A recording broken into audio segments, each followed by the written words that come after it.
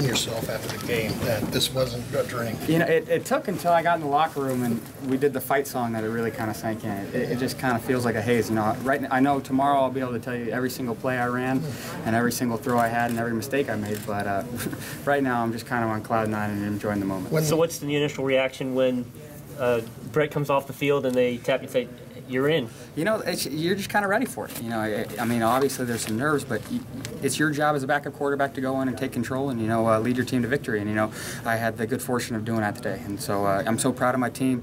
You know, without those guys blocking up front for those runs, I don't think we would have been in the situation we're in. And, you know, everyone played so good. The defense played unbelievable in the second half for me. And, you know, I'm just so happy to be in the position I am right now.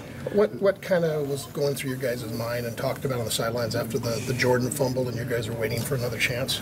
You know, we didn't blink. You know, that's the great thing about this team. We faced a lot of adversity, especially in these first 3 games, you know, more than probably we would have liked, but, you know, we can handle anything. And as soon as that fumble happened, we knew we were going to get the ball back right away, and, you know, we knew we were going to go down and score. There was never a doubt in any of our guys' minds. You didn't get to celebrate that, though, did you? Yeah, I mean, I don't know. All I want to do is go hug all my teammates. That's the only celebration I want. You had to run down and hold for the extra point. For the first time, I actually went up and gave somebody a handshake before I went and held, and that's the first time I've done that. But I think Coach will forgive me. Call home yet? I haven't. I just talked to my dad right now. I think he got a second from the studio. Could talk to him, and he just kind of told me, hey, I did it, you did it. It's kind of a Neuheisel thing. So, you know, I'm just blessed to be where I am. How helpful was it for you when you stepped out there to step in behind an offensive line that was as good as you all have, especially with an experienced center like Jake Brendel, you know, snapping the ball to you? There were multiple times where I would go up to him, hey, what do you think right here? And he'd tell me what play, and then I'd go relay it to the sidelines. And, you know, I would say most of the run game, he was there, you know, driving that bus for us.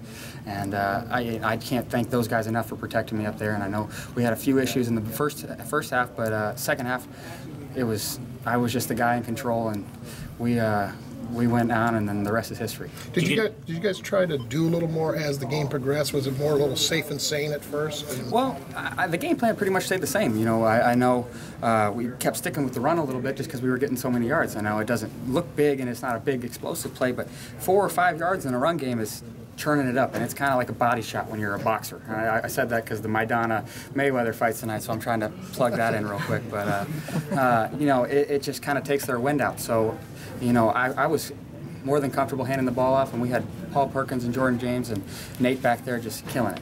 What kind of words of wisdom did you get from Brett after he went out? He just said, smile, have fun. You know, me and Brett have been friends for a while. You know, we talk to each other all the time on the sideline. So for him to be there and try to calm me down and, you know, help me with my own nerves, it was invaluable. Can you talk about that score to Jordan Payton? Take us through that play and your throw and all that? Well, it was a double move. It was a double move, and I looked over, and I know I had single coverage, so I knew I was going to it the whole time.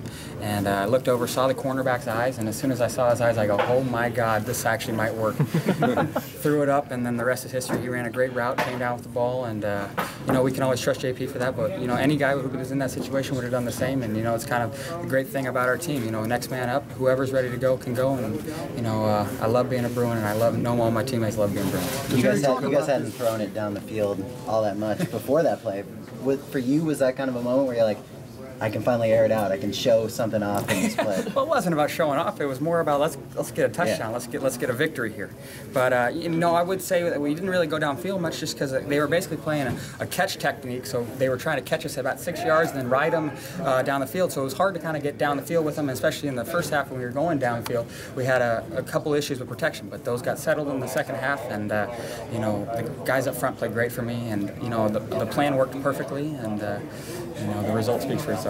This had to be like a Hollywood script for you. I mean, you know, coming back like that, they had the momentum. You guys were able to regain it in a game-winning drive. Do you kind of dream about this kind of scenario when you're growing up? Yeah, I mean, they don't write them much better than that. I promise you. I was actually born at UCLA, and then I went to a Rose Bowl in 2001 with the Washington Huskies.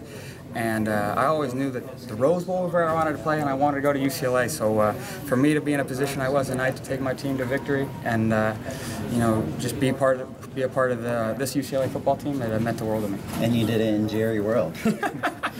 The irony, yeah. Does being a coach's kid make it easier to step in the way you did, do you think? I think being a coach's kid prepares you for anything that's going to happen. You know, you've been around it all. I've seen it all. I mean, I remember when we were at Washington, where there was about 9 games in a row where we came back and kicked a last-minute field goal to win. And if that took about a couple of years off my mom's life, but I know you just kind of get prepared for any situation that's going to be thrown at you, and especially my dad being a backup quarterback and then being around the game my whole life, it's kind of ingrained in me about stepping into that situation and being able to take control. Did you ever think about leaving? I mean, when your dad left? Never a doubt in my mind. You know, as much as everyone thinks I came to UCLA just for my dad, I mean, that was obviously part of it. You know, me and my dad have a great relationship, but it's the guys on the team. And there's something about wearing the blue and gold that means the absolute world to me. And I wanted to be in the Rose Bowl and play, and I had the opportunity to do that last year, and now this is my next dream come true. So it means the world to me to be a Bruin. And as my dad used to say, it's a great day to be alive and be a Bruin. What